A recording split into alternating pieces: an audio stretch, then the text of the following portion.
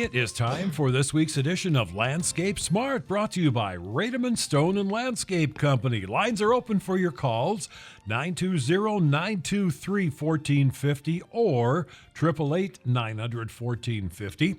You also have the option of sending an email question, kfizstudio@gmail.com. If you do that, if you can send a picture or two along, it'll help the gang answer your questions because they can see what your problem is. When I say the gang, we get to say welcome back to the giant himself, Ron Rademann. Good morning. Well, good morning. Welcome back after your day off. Yeah, my day. I've missed a couple Saturdays this year. That's more than I've missed the last couple of years put together, I think. I think it is, yeah. But, so, you're entitled to it. All right, I'll take it. Okay, yeah. No, you did already. You're done. And Master Gardener Carol's with us. Good morning, Carol. Good morning. Always good to see you. And now we just need the callers with their questions, and we'll rock on from there. Didn't have any early emails, which is unusual. Usually we have one or two. So if you have any email questions, shoot them off to us, kfizstudio@gmail.com. And, of course, the first bit of information always is Rademann's open. Yeah, definitely. Rademann's is open today till noon, Monday through Friday till 4:30. And, yeah, I think it's probably going to be a little bit of a busier Saturday at Rademann's just because, they're actually forecasting some cooler weather, some nicer outdoor weather, working weather for the next week or 10 days. I always look more at the 10-day forecast than anything else. Well, I would look at the daily forecast first. Yeah, whether you're wearing shorts or long pants. Right. And then the 10-day forecast after that, I don't. The trend here now for the next 10 days is there's only a couple days where it's supposed to hit 80 or 81, and then the next 8 or 9 or 10 out of the next 10 days are really only supposed to be, mid and upper 70s. So that's comfortable. A little more of a reprieve from yes. what we've had here on and off over the last couple weeks and over the last typical Augusts, let's just say. And then, like you said earlier, we got 50-50 chances of rain. Whatever 50-50, 60-40, 40-60 all means, it just means we're fighting at least when there's a 5% chance. It probably doesn't mean much, but and that's for the next 4 or 5 days. So we might get a little reprieve here from the heat and the drought. And although we did have one nice rain. Yeah, and we're starting to recover a little bit. It's still dry deep down under. The rains that we've had haven't quite been enough. It's been enough to kind of soften the surface a little bit, but it really hasn't done a lot for, long-term dry conditions down deep where the root systems of trees all are. And even the lawns are just barely starting to green back up again. No kidding. Still a lot of brownness. Got a caller. Good morning. You're on the air. Good morning. Thought I'd be the first caller today. You are. You win the prize. Exactly. It's a congratulations. That's the prize. Right. Yes, I just have a quick question about evergreen bushes or the yew bushes. Is it still okay to trim those? Well, we always say the best time to and there's sometimes it's the best time isn't the time that works the best for you, and there's more worse times in the year than those are the times you really have to be more concerned or more worried about it. If I had evergreens to trim, I would do it rather soon here now. The best time is usually right around July 1st or early July, but we're still early enough here yet into the early part of August, let's just say. As we get towards the mid or later part of August, then I would hold off. And that doesn't mean you can't always just take one snip here or there if there's a branch overhanging a sidewalk or Sure, things like that. But okay, yeah, for a tree. but general overall pruning, you're going to want to do it here in the next 10 days or so. So, this weekend would be ideal. Next week would be okay yet. You miss that window, and then I think I would. Then you have to hold off. What?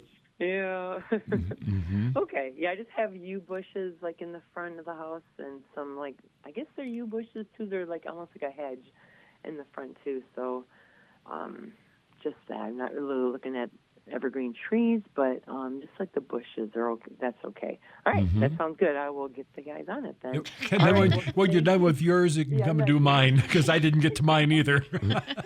Sounds great. Thank you so much for the information. Hey, thanks for the call.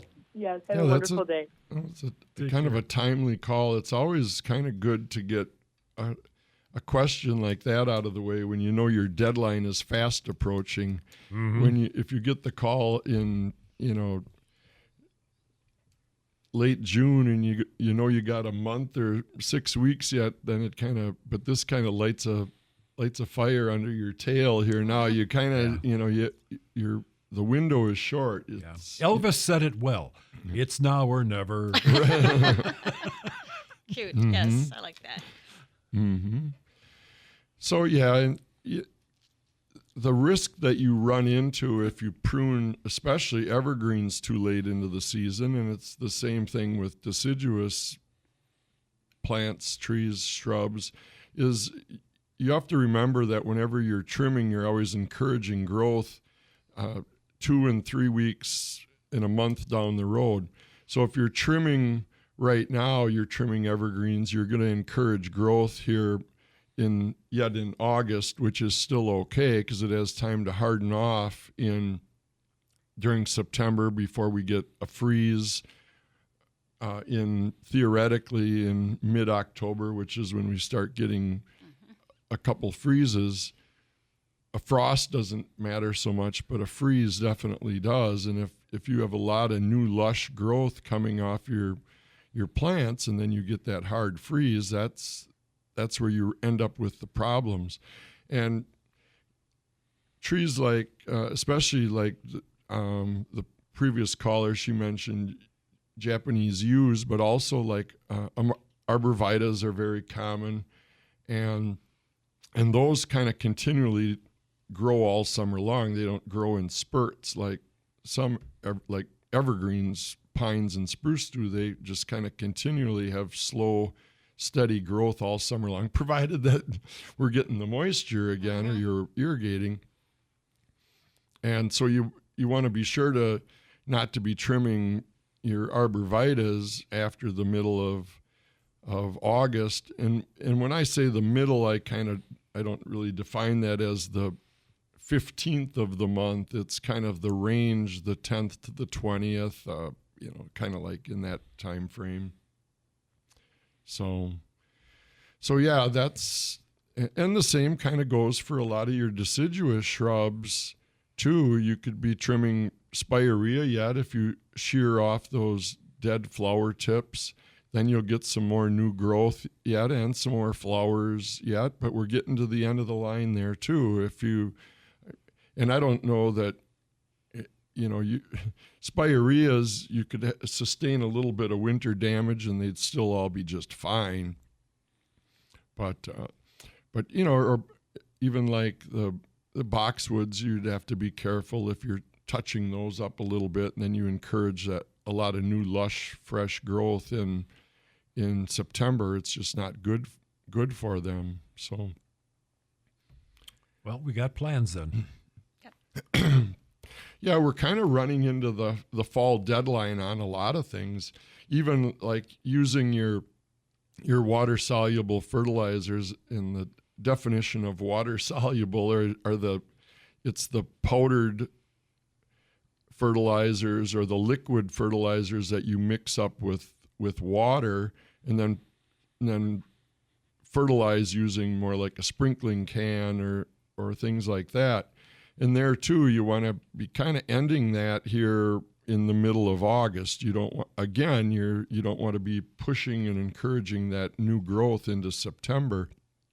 And so we're kind of at the end of the line on using the water soluble fertilizers. Getting on in the season this year, and it's moving along. Yeah, and and with as it's already too late, or we've kind of missed you missed your boat, so to speak. If on fungicide sprayings, things like that, if you've got any funguses now, it isn't going to matter too much if you spray them or not. Same thing with your fruit tree sprays and things like that. You don't really need to waste your time, money, or energy spraying fruit trees anymore. They're going to be what they're going to be now, no matter what you do. So, alrighty, let's take our first break. All right, I did enough talking for a while. Let's get some Give questions. you a break here. Yeah, I need a break. So anyway, Rademann's, of course, Saturday morning, open till noon today, Monday through Friday till 4:30. And you can stop and visit us this morning. We're just 3 miles south of Fond du Lac, just off of Highway 41 on County Trunk B, right there at the crest of the hill. And we are back. Landscape Smart, brought to you by Rademann Stone and Landscape Company. They gave you a phone number. I'll give you a couple. 920-923-1450, 888-900-1450. If you have any questions, this group here, including Master Gardener Carol and Ron Rademann, are ready to answer your questions. Emails available as well, kfizstudio@gmail.com. Well, now that you're back from your day off, a lot of questions that you got during the week? Or has that subsided a little bit? Well, I still get a few of the tornado, what do we do next pictures. There's a lot of, we have, a northern following, let's just say, in the, Neenah, Menasha, Appleton area, and those people were affected, and a lot of times they weren't directly affected, but their friends were, or relatives and things like that, they're, and that, the tornado that went through there, the tornado gets all the news and all the headlines, but there was a lot of, just relative storm damage nearby and hail damage nearby. So, that's kind of where the questions came to me here over the last 10 days or a couple weeks here now. All right, let's grab a call. Good morning. You're on the air. Good morning. I'm calling to find out if it's still okay to put milorganite on. Well, milorganite is kind of it's not a real strong, active fertilizer. So it's probably one of the better ones to use if you're going to fertilize your lawn in what I call out of season a little bit. And, with the weather forecast, well, let me back up just a little bit. With the moisture that we had last week and the cooler weather that we're anticipating over the next couple weeks, combined with the 50-50 chances of rain, this is probably the best August window to put milorganite down. And milorganite would be okay. I'd be super careful of using a typical lawn fertilizer at this time of year. It's just too early, or a month too early for sure right now. But I would, if you're a milorganite user or fan, I would go ahead and do that right now. Okay. Again, there's a range of on your, on the bag, or, on your bag, always use the lower side of the range per square foot number at, when you're fertilizing or doing any treating at this time of year. But I think I would do it, today, tomorrow, Monday, do it almost as soon as practically possible. Just kind of try and take advantage of the potential for rain over the next few days and the cooler forecast for the next 10 days or 2 weeks. So, Oh, okay. Sounds good. All right. again, Thank you. a very timely question there, because if you would have called last week and asked that question, I would have said no. Where, you have to kind of, every week is a different week, and so the advice can kind of change week to week.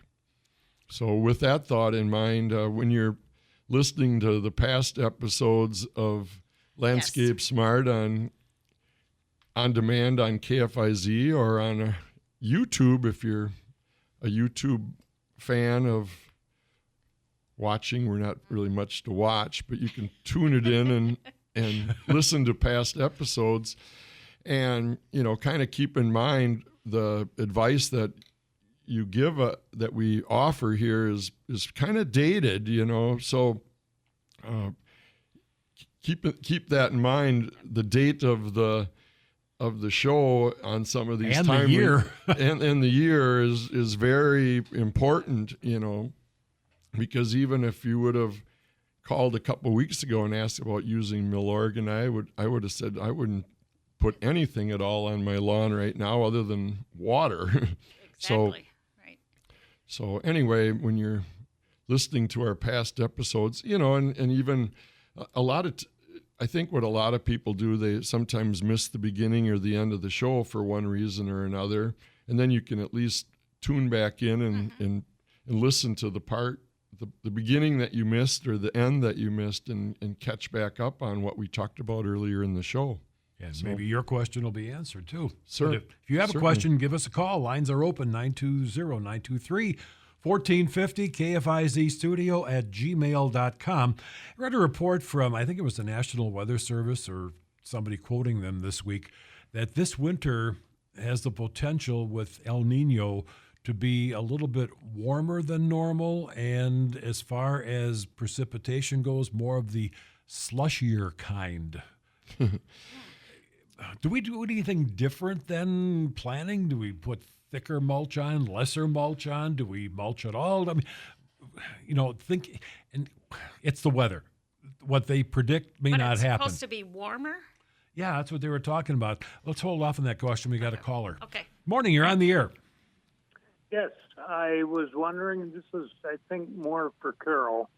I have tomato plants, Yes, and a lot of the leaves have been curling, and it's good for a month since the hot weather started. Would it be all right to cut them off? Oh, I don't think you wouldn't cut them all off, of course. The plant still has to live, but you can take a lot of those out so that your fruit, at least you can see your fruit that way, because Right. I'm not one Now- of those that picks them off real early in the year, but it gives they're the fruit a hanging- better, they're hanging down thick. pretty good. Where do you cut them right from the stem or just the leaf?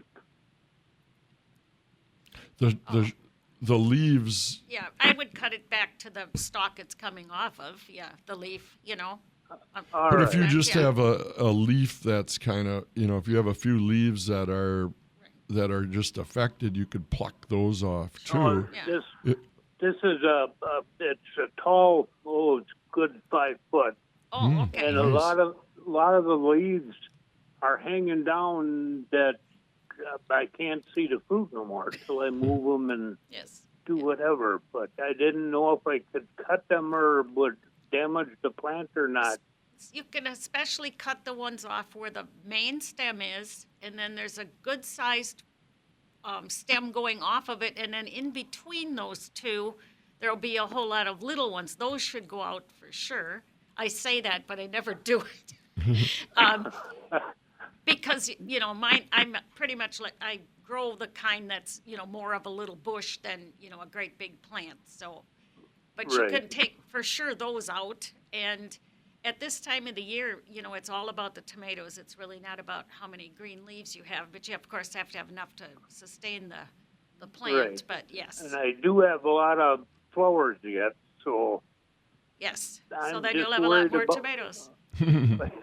Hopefully. just worried about the leaves. If I can cut them so I can at least see what I got. Exactly, you can. Well, and it might actually be beneficial to get thin some of those leaves out of there, and that lets a little more sunlight in and lets you get a little better air circulation, so you have less chances of fungus or blight or anything like that. If you can, you know, full and dense is kind of works together with blight and fungus, where if you can let that light in there, the sunlight, it dries the leaves out, it dries the fruit out, and you get less chances of disease problems that way. Sure. And fungus problems. So Oh, I understand that. And then the last thing is, I heard that once the leaf curls like that, it'll never flatten out again. I guess I haven't paid enough attention to it to know, but it could be Oh. true. Yeah. yeah, I mean, once leaves on any plant, if they shrivel up or if they turn yellow, you aren't gonna, no matter how much fertilizer or care you give them, they're not. Once a leaf turns, it's not gonna Go back. go back. I mean, if it would wilt a little bit and you'd water it, that would revive it. But leaves don't change back to, you know, or once a fungus attacks it or insect attacks it, it's not going to repair the holes in the leaves. Right. Well, I was just wondering that because this has been on for when we had that real hot weather, then the leaves start curling, and I tried watering, but they just stayed curled. Mm-hmm. They're green or whatever, but they hang way down. I think when they curl up like that, they don't move around like they're supposed to or whatever, and just kind of hang there. That's what we all have to do, just hang in there. In the hot weather. Hot weather, yes. I thank you very much. All right, thanks for the welcome. call. We appreciate it. Bye-bye. Bye. Lines are open, 920-923-1450 if you have a question.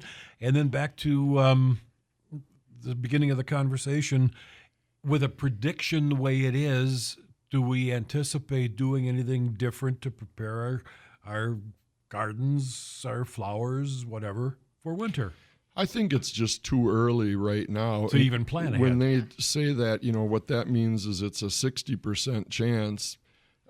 It's not it's just, instead of 50-50, it's 55-45 or 60, you know, there's nothing, they don't, and at this time of year, you just have to follow your, you know, regular good practices, and that includes, you know, the same things we talked about earlier, timing of trimming and fertilizing and treating and things like that.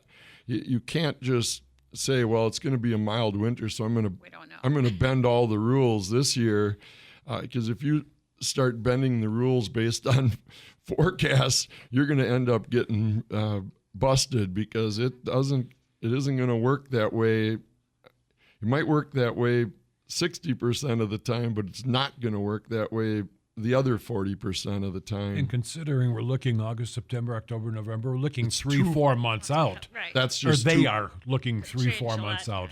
Did you get a lot of peach trees and cherry tree problems this year? I mean, we just got nothing. We have no peaches. We have 2 peach trees. Neither one, they're not close to each other or anything. Did it, but I think they just froze. The little buds just froze off right off out of the bat. You know, we had kind of a colder spring than average, let's just say. Yes.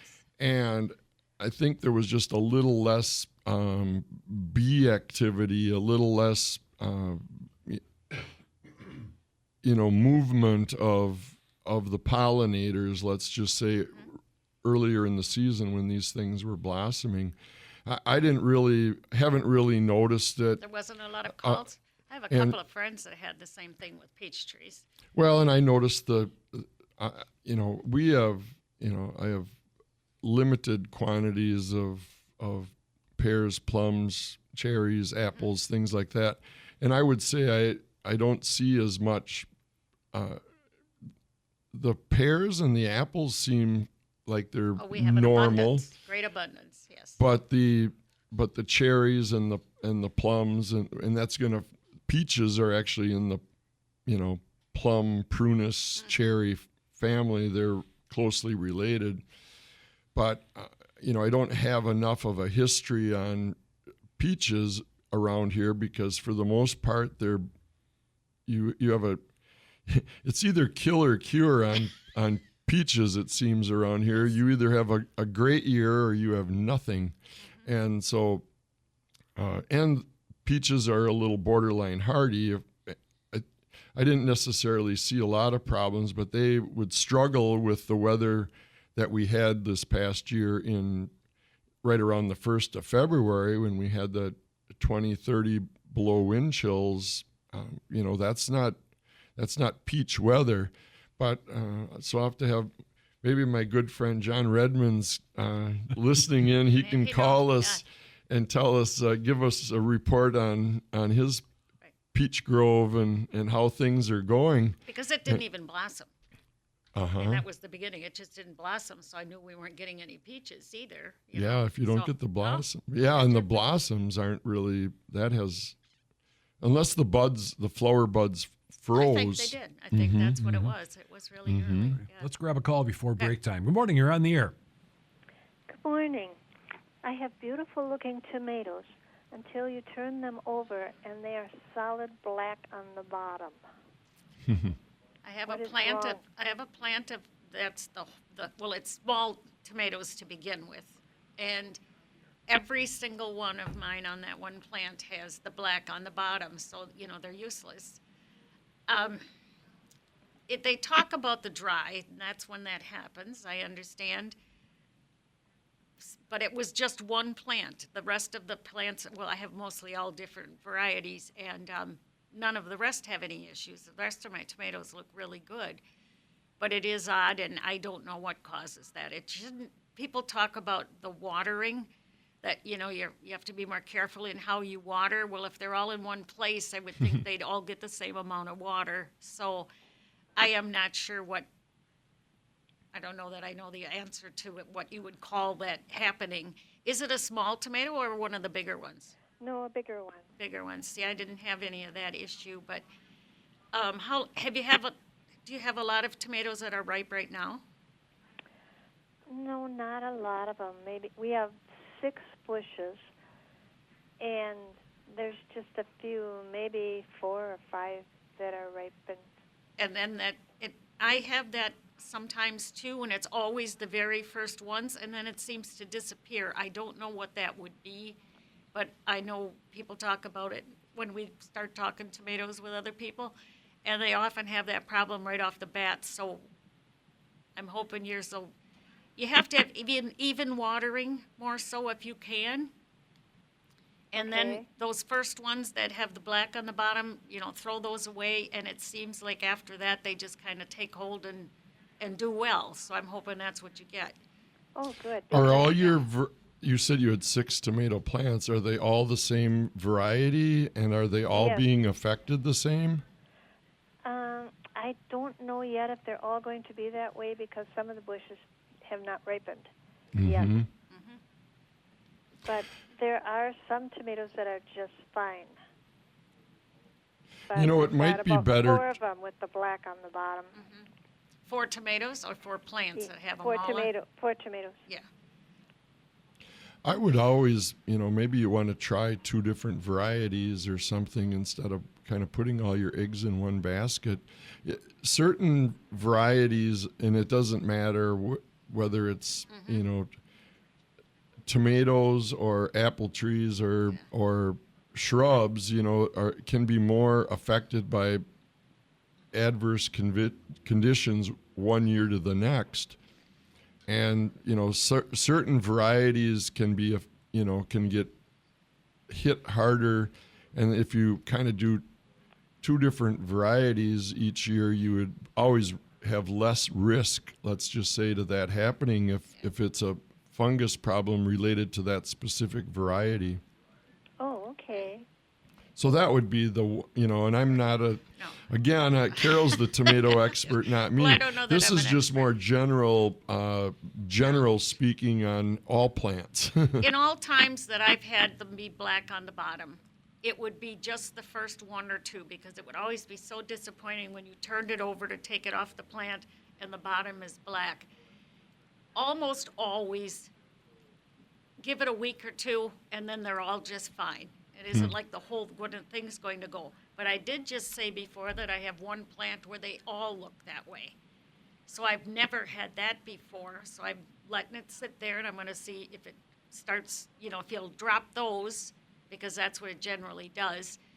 And then what I'll get after that, or if it's just plain a bad plant all the way around. I don't know that. I know that I had some that we got from the master gardeners in the greenhouse, because they get, what would you call it?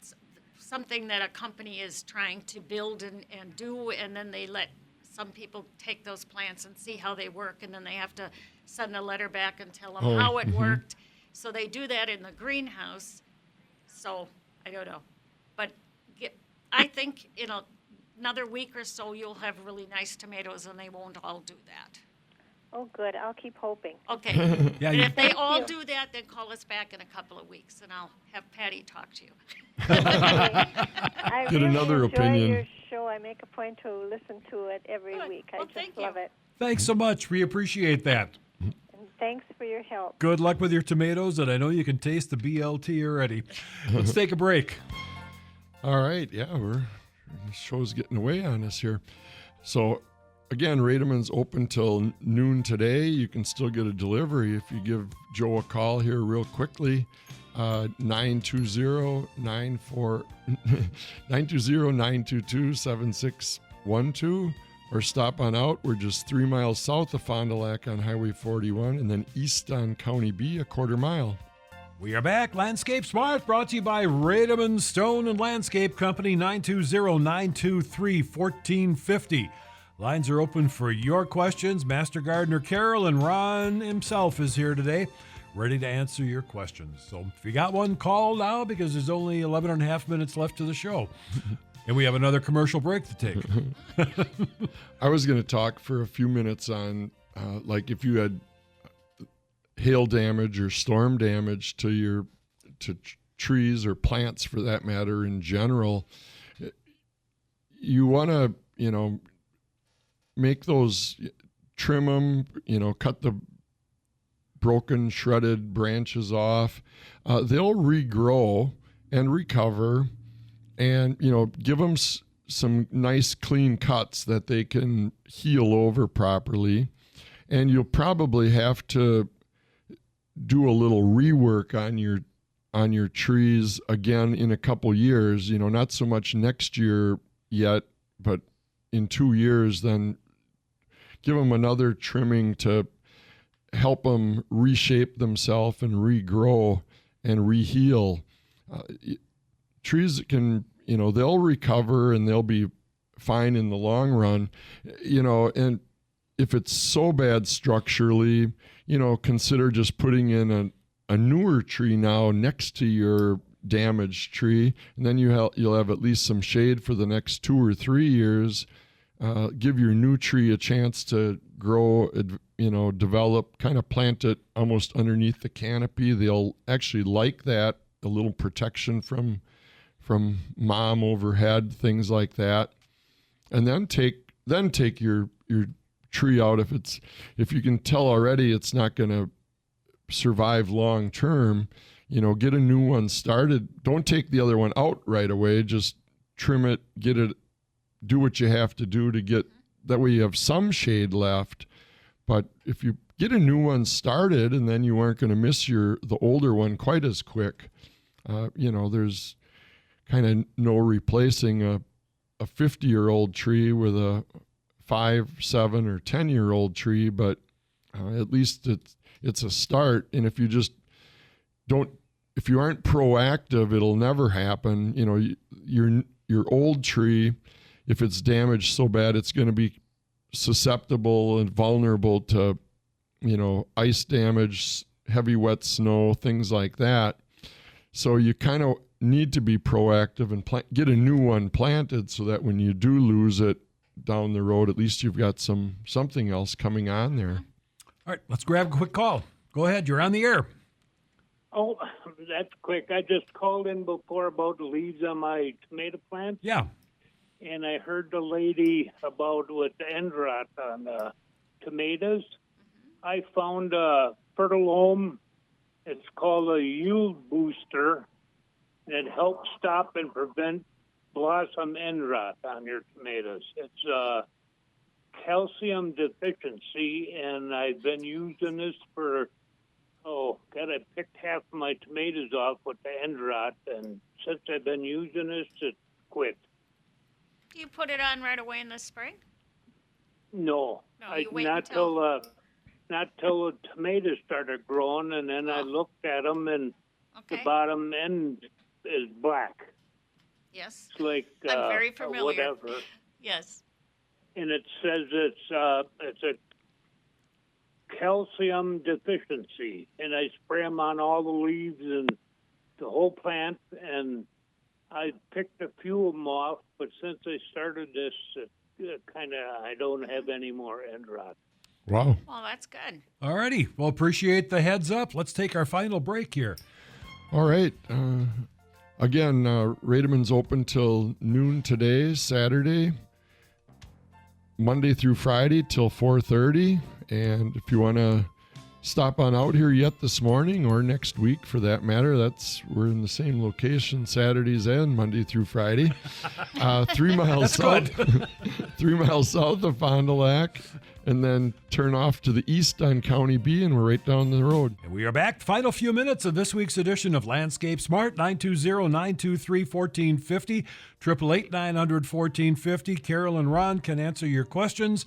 And we did have an email come in, and I'll turn it over to you guys because you got the pictures. Thank you, Lori, for sending pictures. It helps them. Well, and it's a reminder for Lori and for everyone. The picture is a picture of a crimson king maple or a royal red maple, a purple leaf maple, but it almost doesn't matter what variety it is. And what I don't like about the way it's being maintained is there's like some brick that she used for edging around it, and then it's kind of filled in with bark. But what I'm afraid has happened is if you keep adding bark to a small circle like that around the tree without taking the old out and putting the new in, you end up with an accumulation of soil on the top of the root system. And then what happened to Lori's tree here is it has a split or a crack. And the good news, Lori, it's not too late. That crack will continue to heal over. It'll improve itself, and it's going to be okay for the long-term health of the tree. But what I would do if I were you is it's about maybe a 3.5 foot circle of, I'd say around a 10 or a 12 inch caliper tree, and it should have a wider circle around there. So what I would do is move those bricks out about another foot or so, get the grass out of there, clean it up, and then take all the old bark mulch out of there, even clean it out, dig down and get some of that old dirt out from underneath there, and then put new fresh bark around the tree. And if you don't do this, it'll continue to get worse, and you'll end up with girdling roots and things like that on a tree like this because of that. So it's not too late now, but she's going to want to get after this real soon. And that doesn't mean you need to do it today, but sometime in the next few weeks would be definitely helpful. All righty. Got a caller quickly, too. Go ahead. You're on the air. Go ahead. You there? Hello? Okay, guess they're not there. Well, they were there, but they weren't hearing us. Well, maybe they're trying back again. I don't know. That's still let's try to hang up. It takes forever for this equipment to hang up. There, see, 923-1450. If you want to try again, we'll try to get you on the air. So getting back to Lori's tree there, it's just long-term health of the tree. And I think what happened is, that if we have a wet year, a dry year, then a cold winter, that frost crack that was on the maple tree that she sent the picture in of, that actually happened probably 3 or 4 years ago. It's nothing, and sometimes you don't even notice it for a couple of years. The damage is kind of underneath the bark. And then as the tree grows and recovers, then it becomes more visible. But it happens and you don't even know it's happening. And she's got a beautiful tree there. I mean, you could never replace it. You could replace it with a tree about half that size, 1/4 that size, for a cost of $4,000 or $5,000. So you can't imagine. It truly is a priceless tree. So I would definitely get after that. Get those brick pavers moved out. Get it cleaned up around the trunk so that you can kind of go back and see some of that root flare. So, and that's for any tree, right? Yeah, and it's just whenever you mulch a tree, before you put mulch around a tree, you can cheat on that and do it once, or twice. And then after a couple or 3 years, then you should take all that mulch out of there before you put fresh mulch down, and clean it out and get that dirt out of there that is kind of, it